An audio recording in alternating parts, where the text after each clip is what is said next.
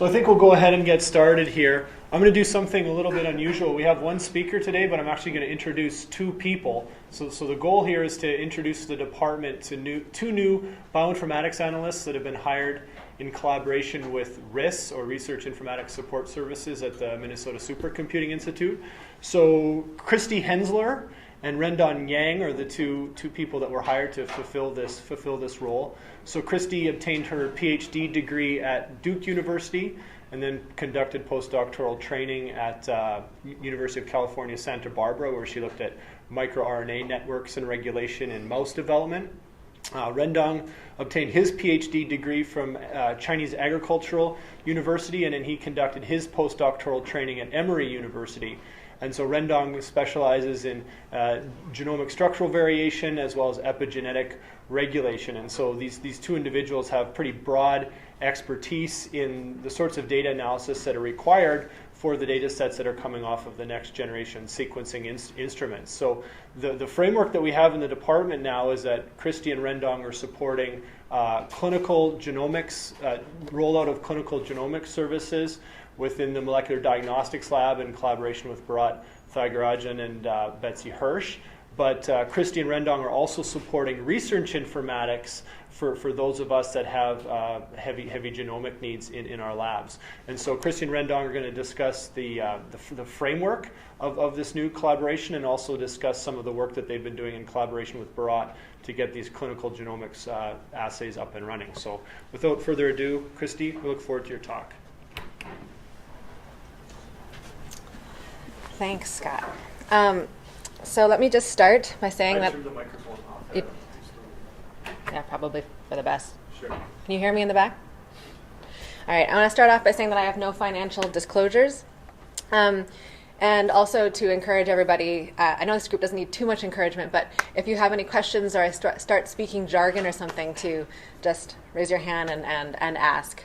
To get everyone oriented, the Minnesota Supercomputing Institute, where Rendong and I are housed, is under the Office of the Vice President for Research, here underneath the Research Advancement Unit. And we're part of a subgroup that was formed in, I think, late 2011 called RIS, the Research Informatics Support Systems Group. It was to meet a growing need for informatics support at the university. It started off with only 2 analysts, but there was a huge need for informatics support. So in a very short time, it's grown to 10 analysts. And we provide support with data analysis, informatics data analysis, but also sort of the peripherals of that. So writing those sections into grants and papers, helping with experimental design, and even teaching some data analysis skills to folks. The basic RIS model is to have a core group of analysts that provide data analysis support to all comers across the university on a first-come, first-served basis. But lab medicine pathology has been some heavy users of RIS services from the very beginning, and so there was a growing need for lots of dedicated support for lab medicine pathology, and so RIS and LMP in collaboration developed a new model of having dedicated analysts to a single department, and that's where Rendong and I come in. We were hired specifically to provide support for lab medicine and pathology. So my goals today are to describe several collaborations between the Molecular Diagnostics Lab and RIS. So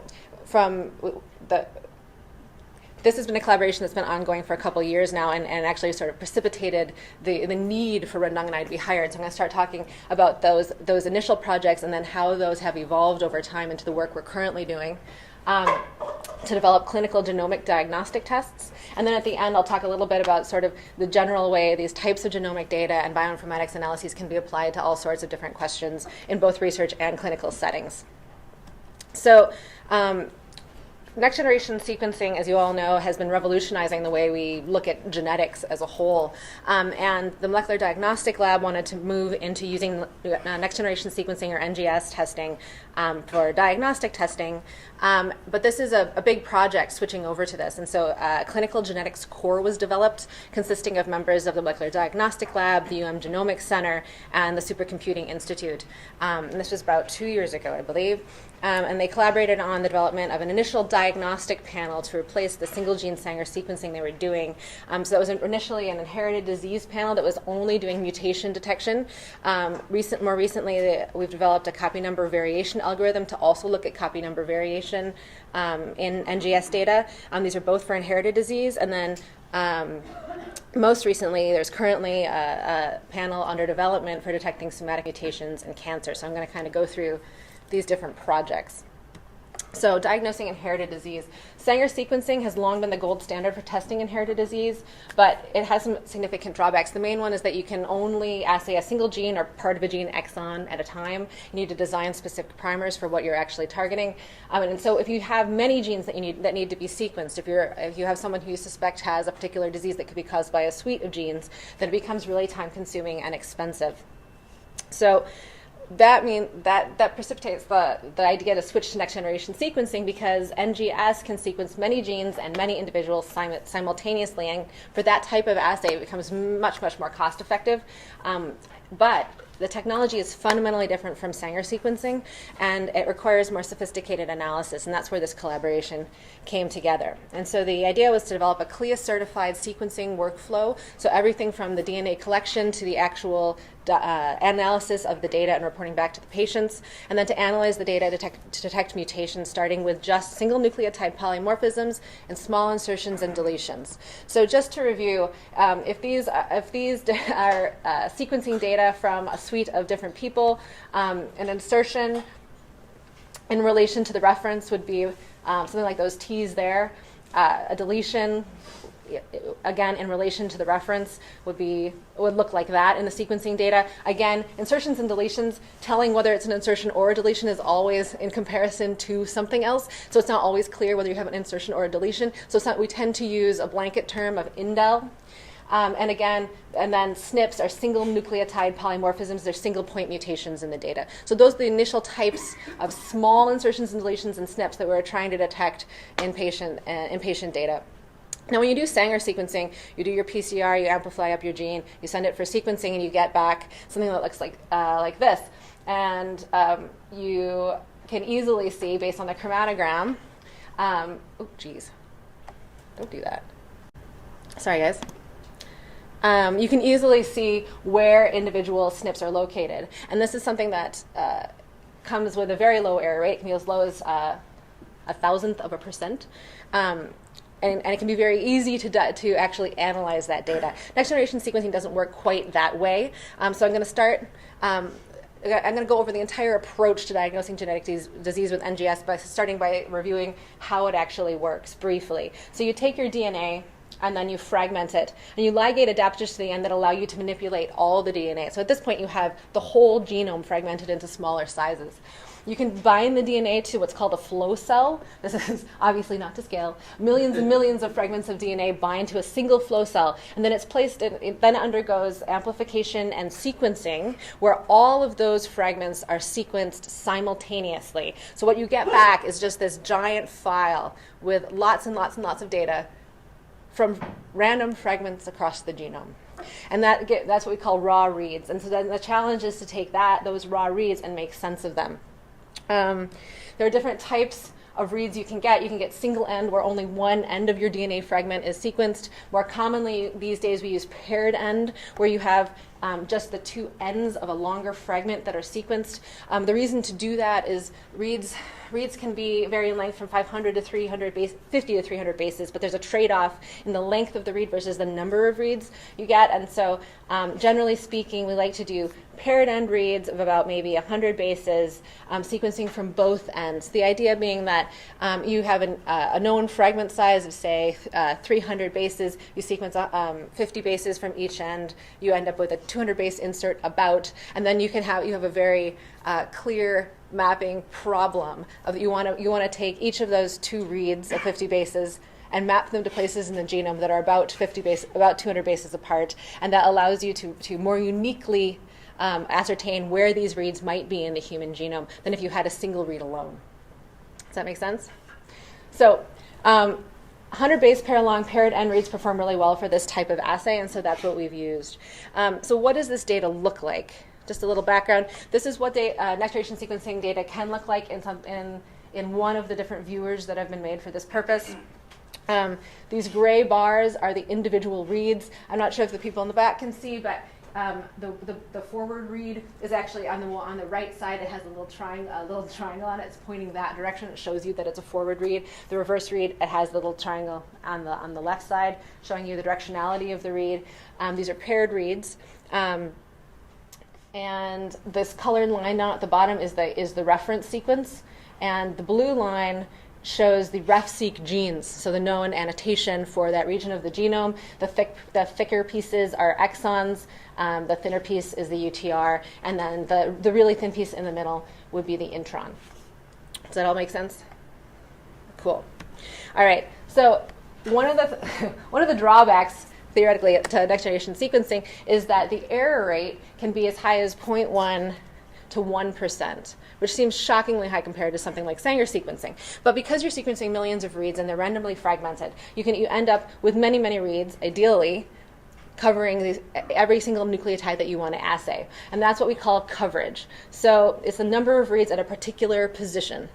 And if you have many reads at a particular position, then the chance that you have all of your reads with an error is exceptionally low. And so, but if you have one read with an error, you can tell that it's an error because it's the only base that's mutated in any one of those reads.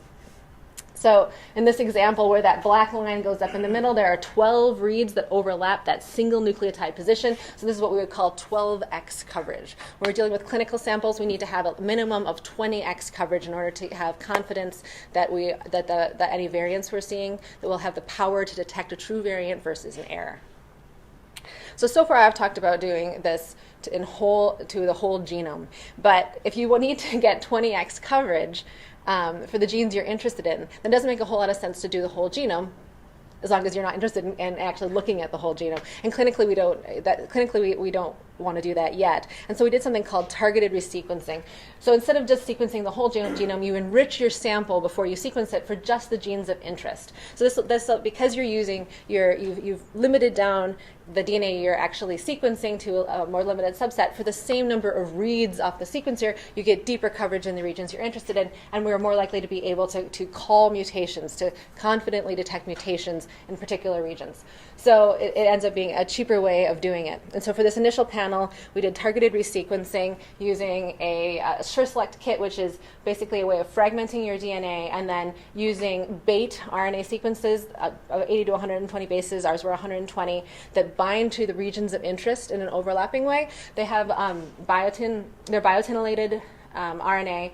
You can pull them down with strep-dividing beads, and then which is attached to they're magnetic beads, and then you can use a magnet to enrich your sample for just those genes. So they designed baits to target 567 genes, and it created a much, much, much smaller sample and made it much more efficient and cost-effective to have to sequence the sample. Now, there are a number of different sort of panels, suites of genes that a clinician might order if they suspect various different genes. And so you might think that you have different panels for every single one of those conditions. But it actually is much, much more cost effective the way this technology works, the way this works in the laboratory, to develop a single panel where you're targeting all 567 genes and then process all the data for every single patient, but only return to the clinician the specific genes they've ordered. So that's what we did.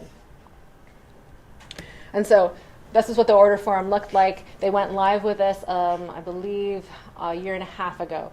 And where you can see you can order individual genes, you can order full panels of genes, you can order multiple panels of genes. But for every patient, all genes are being sequenced. Just these particular ordered ones are being reported back.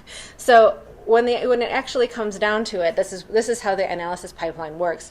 A DNA sample goes to the molecular diagnostics lab and is sent to the University of Minnesota Genomics Center for DNA sequencing. That data is automatically sent to the Supercomputing Institute for data storage.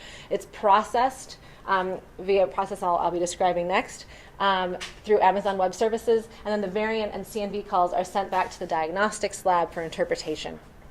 So the bioinformatics aspect of this is turning those raw reads that come off the sequencer into something that is highly reliable variant information that you can actually pass back to a patient. And the variant detection analysis pipeline we used was the best practices currently in the field. It was developed at the Broad Institute. And it's called GATK. It's a 3-phase process. The first phase is NGS data processing. That's taking the raw reads, mapping them, and then going through a number of steps to fix small problems with the mapping that could give you spurious variants. If a read doesn't map just perfectly to the reference genome, it may look like there's a variant there when in fact it's just an alignment problem. So we go through a number of steps to fix those problems with the mapping, and then your reads are ready for variant detection, which is phase 2. Phase 2 involves using a series of algorithms to just look at how many reads in a particular region support the reference base at that location, and how many are different, and whether or not there's an actual raw variant there. But then in phase 3, we go through another step of sort of weeding out that giant list of raw variants to ones that we think are actually clinically likely. So filtering out likely false positives using a machine learning algorithm based on the characteristics of known variants in the human genome. So I'm not going to go into the details of that piece of it, but it really does get rid of a lot of false positive and really cleans up the data to a list of really analysis-ready variants. These get passed back to the molecular diagnostic lab, and then it goes through another certified annotation pipeline to determine whether or not these variants are already known in various databases, how common they are in the population. So if they're very common in the population, they're unlikely to be the cause of your patient's rare disease, and whether or not they're known to have a clinical significance. With the new panel we were just developing, I'll tell you about in a second, you can get up to 8,000 variants if you look at every single gene. But generally speaking, you're not looking at every single gene, and so what you get back is a much more manageable list of variants for the, we hope, for the folks at MDL to piece through. So from our perspective, there were some unique challenges to analyzing clinical data. The entire process has to be CLIA certified. That means the analysis pipeline as well. So the analysis protocols cannot be changed without revalidation. That includes security patches and software updates. Now, given the way the Supercomputing Institute is set up, that's not compatible with our services. We apply security updates when we get them, and we update software on a regular basis. So instead what we did, because we have to lock down this pipeline and not update it, was to use Amazon Web Services. This is Amazon, where you buy books. As you probably suspect, they have massive computing resources, and it turns out that you can actually rent them. You can rent a small piece of their computers and create a virtual machine, so a virtual computer. And what we do is we create what's called a machine image, and it's basically everything about the computer is defined. And so you say to Amazon, I would like to create this image on this little piece of your giant computer. And it creates this image, and it's exactly the same every time. And then you upload your data to that, and it runs the pipeline in exactly the same software in exactly the same way every single time. It's available for rent, so you have to pay a small fee every time you run a sample, but you're never going to run out of hardware. And so you can run as many samples as you want, whenever you want. And that allowed us to actually validate and CLIA certify a bioinformatic analysis pipeline without actually buying our own supercomputer and dedicating it only to clinical data analysis, which would not be nearly as cost effective as this methodology.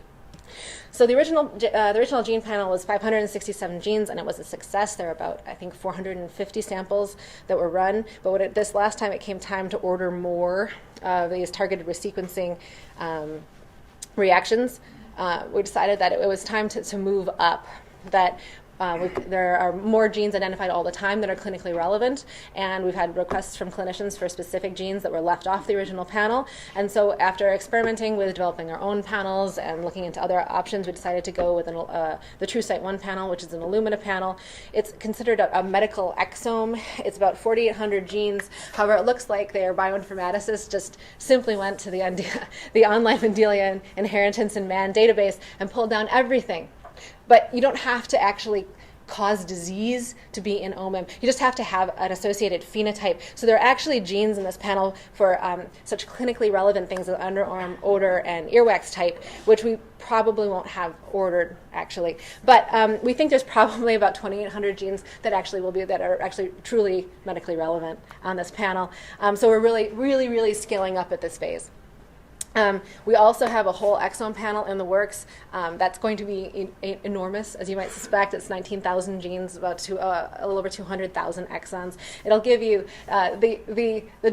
it may seem like a wonderful way to go. Why not just get your whole exome for your patient?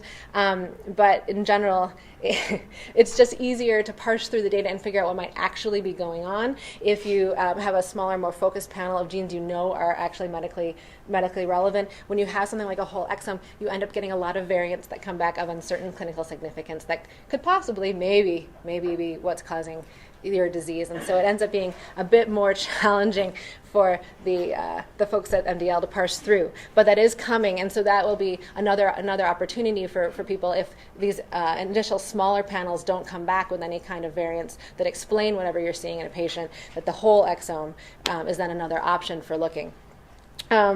And also, as I'm sure you've heard, this is from the March 19th issue of Nature. It's a news feature. It's a figure showing the fast falling prices in next generation sequencing. So initially the cost of sequencing followed Moore's law, that order of magnitude drop in prices, but actually since 2007, the drop in cost of next generation sequencing has been much faster than Moore's law. And so actually, pretty soon it may become more cost effective to actually sequence the whole genome. Is there a similar graph for the cost of analysis? No. No, there's not. And well, and that right there, I think, is maybe the good argument for why more targeted sequencing actually makes a lot of sense, even if it's nice and cheap to sequence your whole genome or whole exome, is that, the cost of analyzing and figuring out, and the expert analysis to figure out what the significance of those variants are is cheaper. So.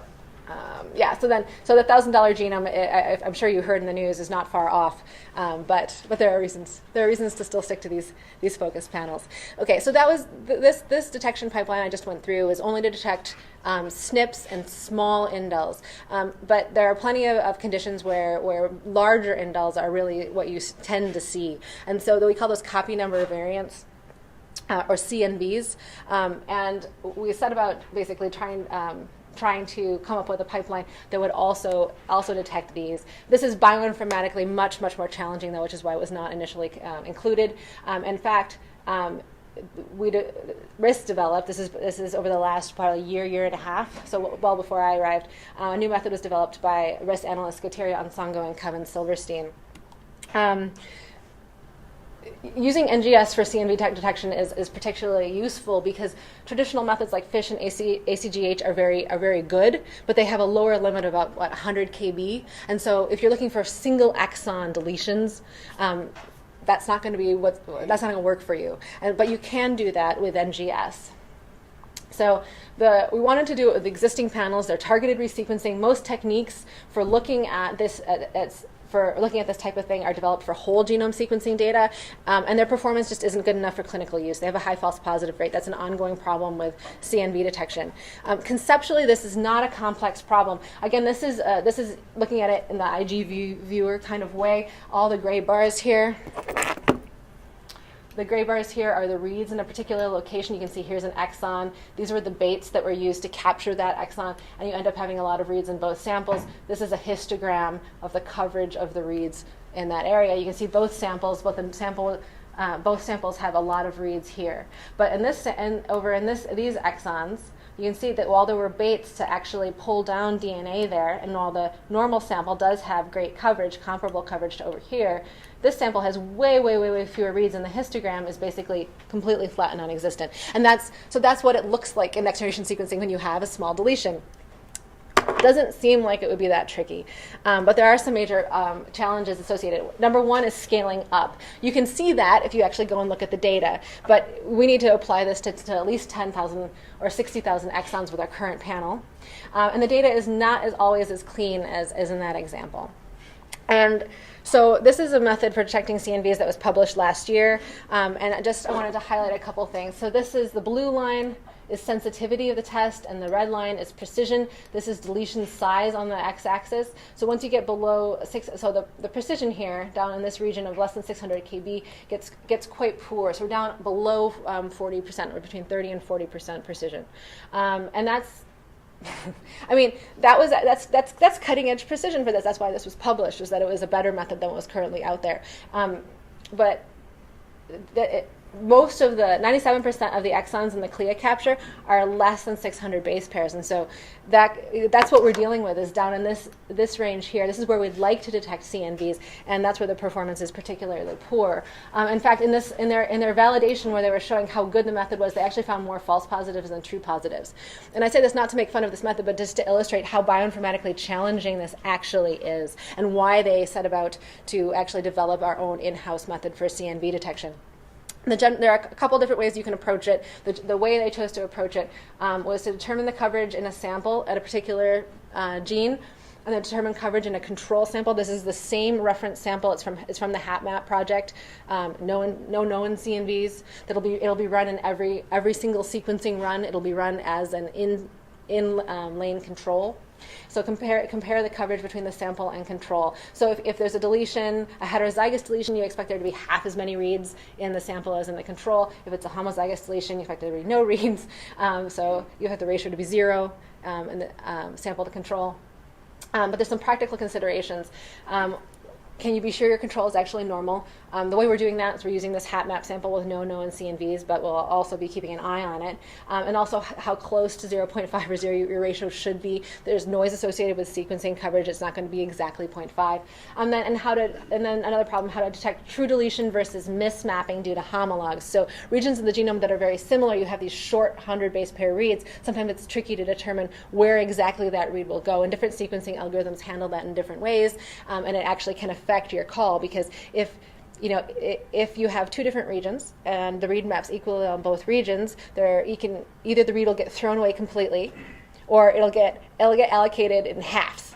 Half to one location, half to the other location, and now you're automatically dropping by half the number of reads that are allocated to your actual position of interest. So these are some of the problems that we're dealing with. The biggest problem, though, probably is sequencing noise. So variability between samples and runs and exactly how the sequencing performs. And so the way they decided to correct for that was using a double ratio. So instead of just using sample reads in your gene of interest to control reads in your gene of interest, doing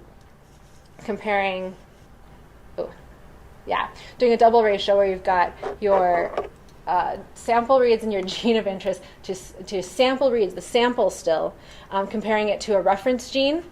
So we selected 13 genes from the panel that are not known to have CNVs. And then 3 of those are chosen randomly every time. And so they're used as reference genes, and they're each used to calculate this ratio, and then you have to find the deletion in all 3 in order for it to be counted. So basically, you've got the coverage in your gene of interest, which is you're looking for your deletion, the coverage in one of those 3 reference genes, and then and then as the denominator you have the ratio in a control sample, and that helps to cancel out some of that random sequencing noise. And so what it looks like is this. So this is Fank A. It's a patient with 2 deletions. You're going along the chromosome from left to right. The ratios we're talking about were calculated in 60 base pair windows all the way across the gene. As you can see, there's a lot of noise there. But there are 2 regions here and here where there are actual PCR validated deletions in the sample. And so if you apply a smoothing algorithm, in addition to that double ratio, you can actually cancel out a lot of that noise, and you end up with a pretty clear signal from just the known deletions, and you get rid of a lot of the noise that was causing spurious problems like right here. Is that noise sort of replicable across different samples? Is that due to GC content or? Not entirely. It's both. We spent a lot of time messing with that, trying to figure out whether it was, because if it was, then you could theoretically have a known thing and cancel it out, and it's not completely. And so rather than deal with it, we use the double ratio approach and then a smoothing algorithm to kind of just to smooth it out. It's not like array data where if you do a GC correction, you can tighten it up. Yeah, and it depends on some of the genes. It does look like that's really the main feature, and then other genes it looks like there's just more noise associated with it. But by applying these techniques, they were able to basically make an effective clinical test where they have excellent sensitivity and reproducibility. And so that is being rolled out right now in terms of applying it to clinical samples. So far, I've talked only about inherited disease and assaying that. But one other area that we're currently working on is applying this to cancer genomics. So again, this brings many more additional bioinformatic challenges. As you guys know, a sample may be a mixture of tumor and normal tissue. The tumor itself may be a mixture of genetically different clones. And so for rare clones, you have a really low signal-to-noise ratio, and that can be exceptionally challenging in analyzing the data. And so I'm just going to go talk briefly about a cancer panel currently under development. Andy Nelson, the molecular genetics pathology fellow, and Ren Dongying, the other bioinformatics analyst, are the leads on this. And they're assaying mutation hotspots in 20 genes that were chosen because they are either diagnostic of particular types of cancer or highly mutated in cancer, or they can help target therapy. And so they've got suites of genes that they think will be under high demand for help with either diagnosing or targeting therapy for colon, lung, thyroid, and another suite of particular cancers. And they're working on bioinformatics methods to simultaneously detect both SNPs, small indels, and then bigger indels in sort of the middle range up to about 60 base pairs. And so that sort of brings us to where we are at in this clinical collaboration, how we've evolved through time. And so the initial clinical collaboration was to take existing tools for clinical use and use them to develop our own, and use them in a clinical setting, so we could actually validate them clinically. But now we sort of move beyond that into developing our own analysis pipelines, our own data analysis algorithms. And we're currently in partnership with Agilent trying to develop a new inherited disease clinical panel that is more closely targeted to the genes we really want. So instead of that 4,800 gene panel, have another panel that performs better and has a better suite of genes on it. In addition, we'll be working on in the future ways of incorporating other existing next-generation sequencing technologies like RNA-seq or even protein ID and quantification into the inherited disease panels, because when you get back these variants of uncertain significance, it's hard to know whether or not they're actually doing anything, whether they're actually causal. And so the hope is that by incorporating some of these other data types, we can more easily get at some of those questions. But they're going to be bioinformatically even more challenging because we need to it'll require that we develop analysis pipelines that can sort of incorporate these different types of data and do it in a way that gives us gives us results that are at the accuracy and reproducibility level, not just for research, but for actually clinical samples, which is a higher threshold. So really what we're trying to do now is get at that sort of clinically relevant problem of what do you do when you get back a whole genome with thousands of variants, and many of them have uncertain clinical significance. So just to highlight where we're at, this was Sophia Yoy gave a talk. I think was it in 2012? I think it was about a year and a half, 2 years ago, right when they were getting ready to roll out the diagnostic panel. Ooh, that middle panel, you can't even see it all. I'm sorry. And it basically she was laying out the where the clinical genetics core was in the collaboration. So she was right in the middle part where they're doing clinical validation, bioinformatics development, and infrastructure development to actually run the samples. They'd already developed the assay designs, demonstrated technical feasibility, and set up the clinical collaboration. And they were looking ahead and saying, in 2014, we'll be looking at exome genome sequencing, moving forward with novel ways of looking at structural genome variation, like CNVs, moving into cancer diagnostics, and then other ways of using this technology in genomic medicine. And I wanted to show this slide again because she was right on the money. These are the projects that we are working on right now, and so it just I think highlights sort of the strength of the collaboration and how far we've come in the last couple years. So I also wanted to highlight sort of what you can do with next generation sequencing. So we talked about something very straightforward, which is taking genomic DNA, taking genomic DNA or tumor DNA, and then sequencing it and looking for variants of different types of variants. But that's not by any means all you can do with genomic DNA.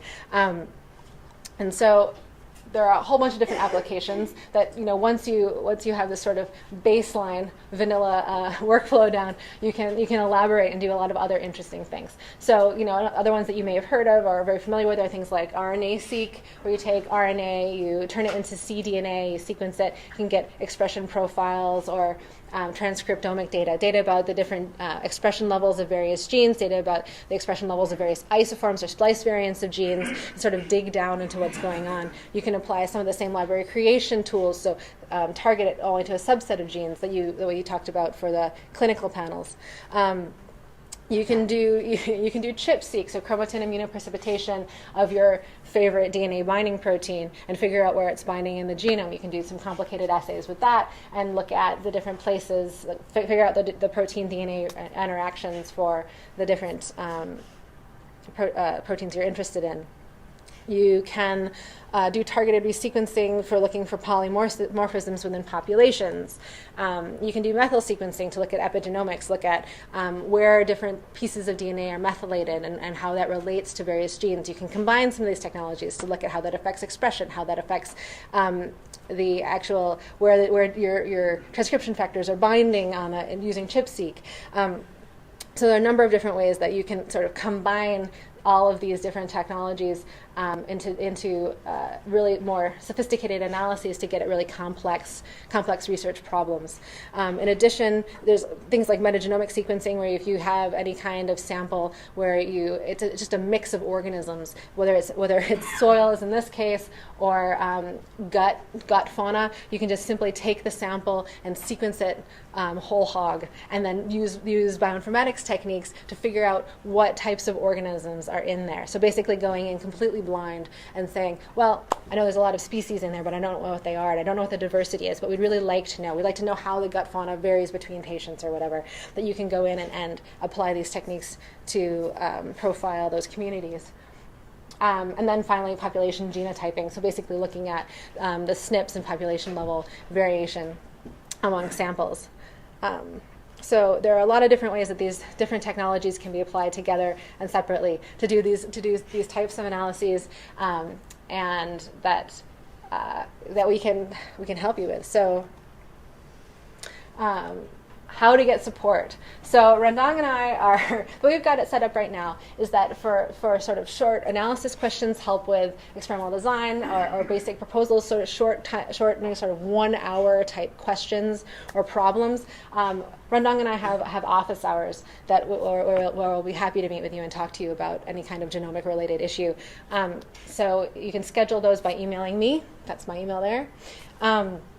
But if you have a project that requires more actual bioinformatics support than that actual data analysis, then you can get support by emailing a one-page proposal to Jean.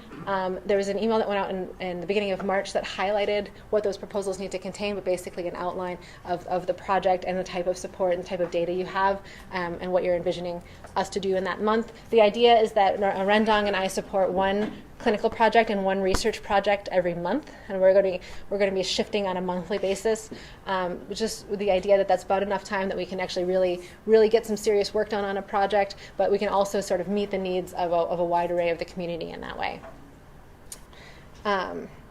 So with that, I have a lot of people to acknowledge. There's a lot of people that have been involved in these collaborations. These are by no means single people projects, and in fact, some of the projects I talked about today were things that started well before I even arrived. And so the Clinical Genetics Core, members from the UMGC, the Molecular Diagnostic Lab, and RIS, as well as other units at the Supercomputing Institute that supported the development of these analysis pipelines and actually implementing the analysis pipeline being used on the Amazon systems. The one-page the one-page proposals are reviewed by this committee of 4 faculty members, Scott Dame, Harry Orr, Betsy Hirsch, and Bharat Thiagarajan. They are sort of our oversight committee as we embark on this new collaboration for Rendang and I, and being a sort of LMP-directed bioinformatics personnel. MSI administration, and then funding from the Department of Lab Medicine and Pathology, Fairview Hospital, the Institute of Translational Medicine, and the Bob Allison Ataxia Research Center. So with that, I'd be happy to take any questions.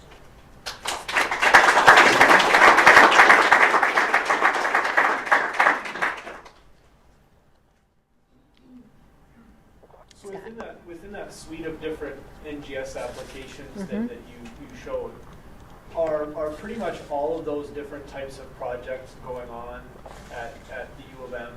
So, if you look at NGS, that's basically Kenny Beckman's core. Are these sorts of projects all being funneled through the core, and does RIS have expertise in all of these different types of data analyses? Yes. Yeah. Let's see. I know there was a big study on poultry gut profiling that they were working on just recently.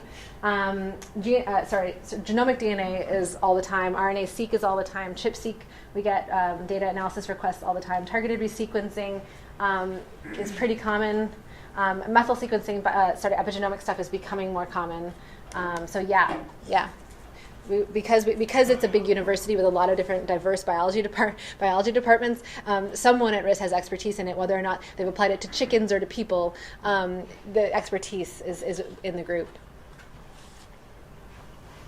So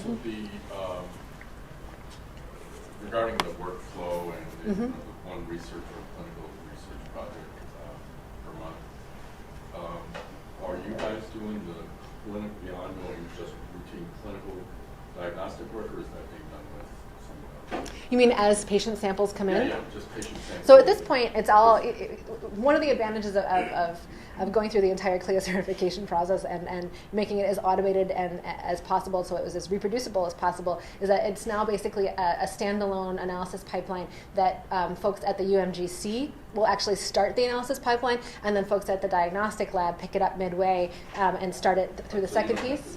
Unless something goes wrong and we need to troubleshoot it, which does happen, then it actually goes on its own at this point. So it's a development that we were really involved in.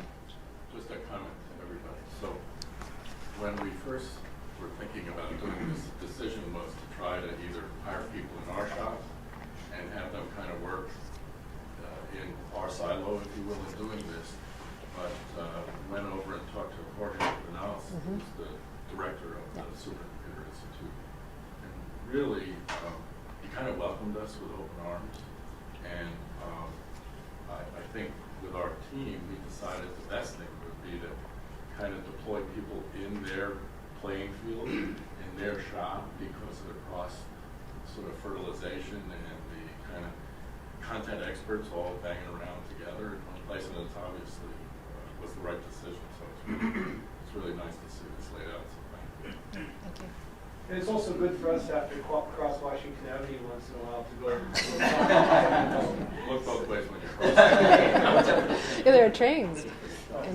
So, just I was wondering, is there any current discussions right now with CTSI and the development of the essentially across campus-wide biorepository to, as all of this individual data is being produced by individual researchers, keep a catalog of it such that if individuals are willing to collaborate and share data across different pipelines, you could actually go into MSI or some other, or the biorepository once it actually gets built, which is at least a year or two down the road.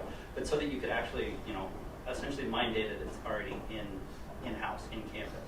Not that I know of, but that doesn't mean it's not happening. I think it would be a really good idea. I think it is how to store the massive quantities of data we're producing, both the raw data and then the analyzed data, is, as you know, an ongoing issue both for MSI and the university. And Fairview soon about that. Yeah, and Fairview and the labs that end up trying to store all this data. And so just on the storage level, I know that's something that's an ongoing discussion at MSI, is how best to support that and what our role is versus other parts of the university, because it becomes a massive endeavor. But I don't know about the biorepository. It would be a great idea if it was available. I can comment on that.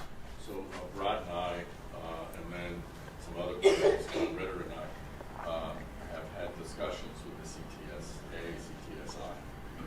their end game is to be able to do that, linking And I was talking to Justin, and I know that was clinical an idea, I information wasn't sure where it from was. ongoing patients or clinical research studies, where all the massive information that's not necessarily needed clinically will be in the background and searchable and whatever.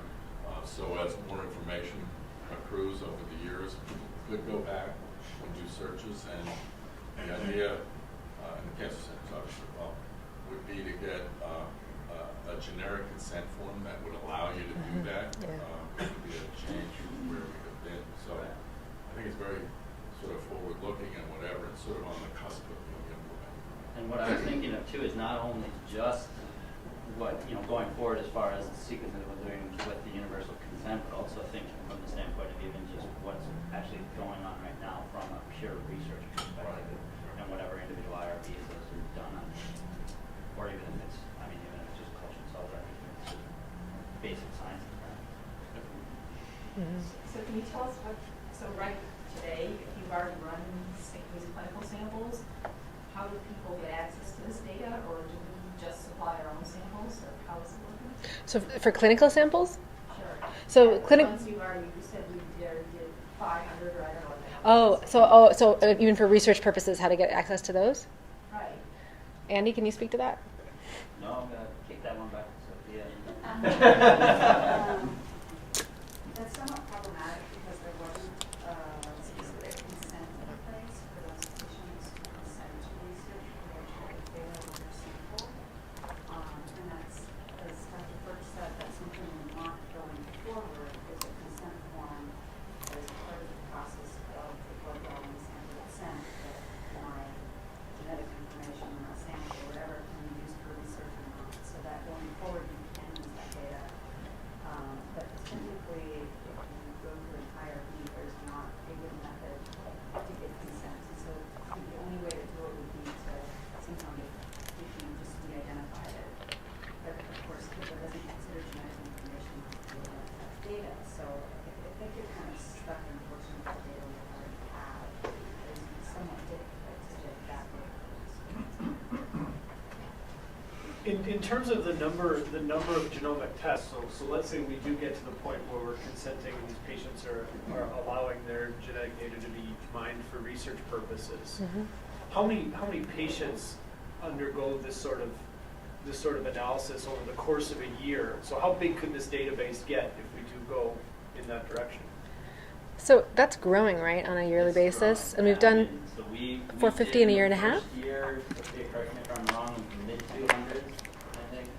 And the first calendar year alone that this was done, and as Christy said, so in about a year and a half, we've done almost 2 years, we've done 450 cases.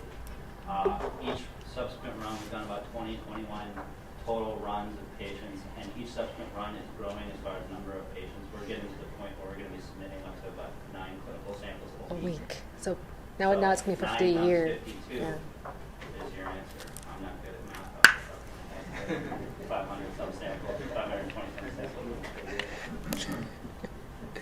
So, what about non-coding RNAs in terms of the diagnostic lab? Because what's increasing on the genetic side is variation. Yeah.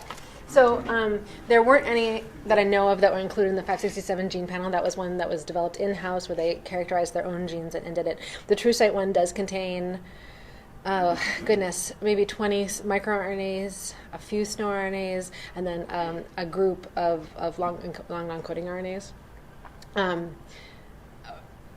That some of which may or may not be really clinically relevant. But yeah, that is something that we're looking at including more and more. But I think for the most part right now that it's sort of limited in the particular diseases where they've been implicated. And so as we learn more, it's just going to grow. But they can be included in existing workflows with no problem. Mm-hmm. How much of this work is done on the Amazon services? How much at MSI itself? Of the actual processing the clinical samples, all of it's done on the Amazon Web Services.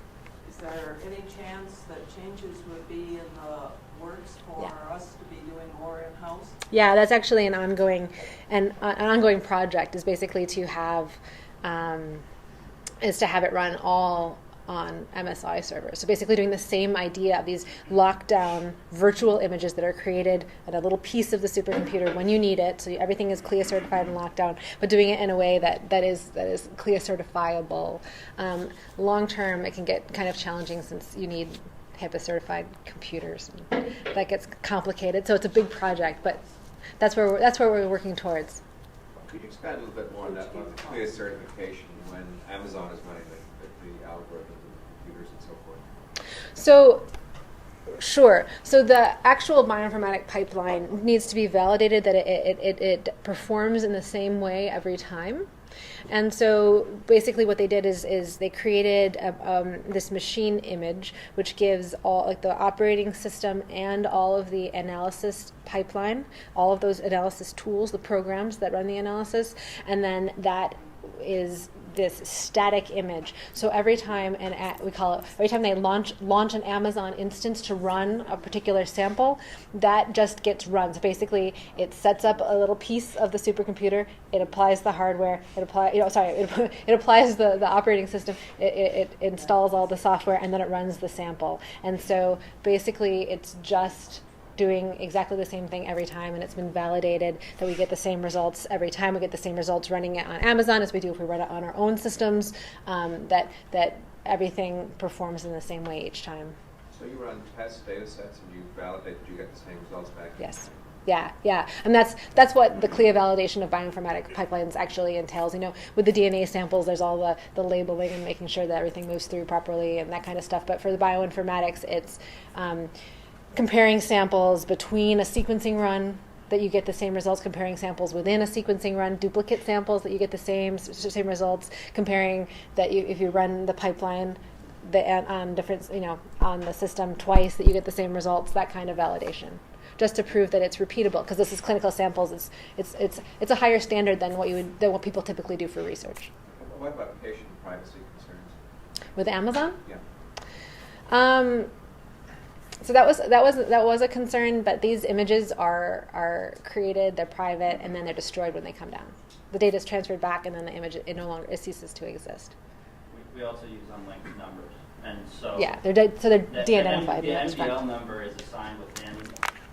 It's a private number within our lab director system that is different than the COPAT number, that is different than the medical record number, that is an EPIC, different than date of birth, and so the only place that particular NDL number is linked to the rest of the patient records within the lab director system within the MDL. And so the MDL is the only identifier that goes to UMGC, and it's the only identifier that goes up to the cloud and comes back down. And so even if someone did intercept that data, the only thing they would have is a case number that, unless they broke into Fairview servers and broke into the lab director program, they could never link to anything else. Is it going data transfer for fingerprint? I assume that but that's. I don't know. When you start talking about it. Yeah. So, just to reiterate, the software and the algorithm is falling under the aegis of a CLIA certification. It's not FDA approved, is that correct? That is correct. Yes. How capable is the sequence analysis for identifying non-human sequences in clinical materials? That is, would it be robust enough to identify the presence of viruses in viral Sure. genomes Yeah. in tumor samples? Yes. Absolutely. Or if you had a Kaposi sarcoma, it would identify KC. You'd have to know that you were looking for it. I mean, you have to develop a pipeline that was looking for it. But yes.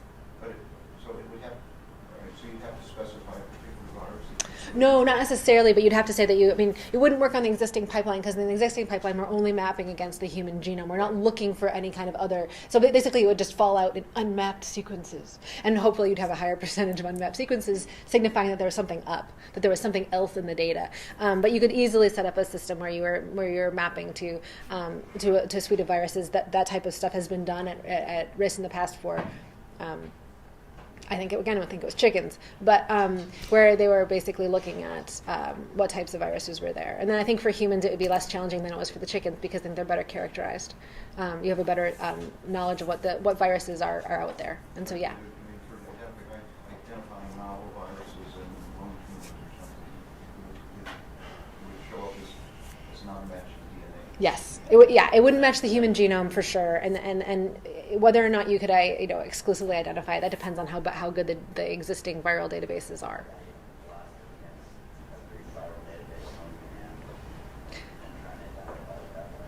I just want to know that something will show up, I mean, would be flagged to somebody that something's in there that doesn't belong. Yeah, I think that's why that really speaks to the power of building a database that people can go back into and ask these kinds of questions. The sort of analysis you're doing now in 2014, you may not know that something exists that you want to look for at that time. And 2 years later, all of a sudden, you go back and start querying. And you have to find situations like Burkitt's lymphoma and EBV where, you know, a high percentage, I mean, you may find that only 2% of lung tumors have some part of the genome. Sophia? Well, I would also say that for our particular application, where we're doing sequence casting, you're not going to pick up a viral DNA. You're going to go exome measure basically any DNA that's there. Yeah. And we pick up RNA, for instance, you know, for RNA, to see if there's no viruses. So there's one caveat. Yeah, I mean, it's a different experimental approach and a different analysis path, but it's definitely doable with the technology at hand. Yes? Which reference sequence do you use for the human? HG19. And if they upgrade that, do we have a way of upgrading samples? Yeah. There are always good ways to upgrade that. I mean, that's happened periodically over the last few years, last 5-10 years too, a number of times. And so we're anticipating, HG20 has actually been released, but it actually hasn't been, the annotations aren't out properly. And so we're just waiting for that to happen. And then sometime probably within the next year, we'll be moving to HG20.